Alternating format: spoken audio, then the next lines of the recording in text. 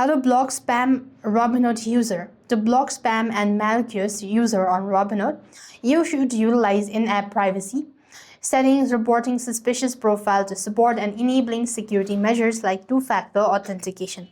So first of all, open your Robinhood app onto your device. And here, what you want to do is you want to access your privacy settings. So go to Profile Initials, then tap the menu from the top left, and there you have Security and Privacy. Here, you can manage who can find and interact with your profile. And if you receive fraudulent message, crypto scams, or phishing activities, you can report them immediately to reportphishing@robinhood.com.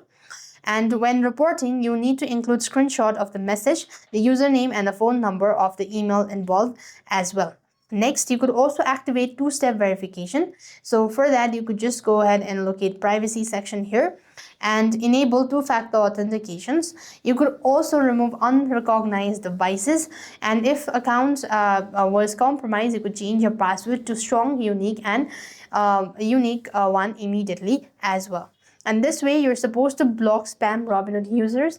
I hope the video was helpful. Make sure to like, share, and subscribe. Thank you for watching. See you in our next video.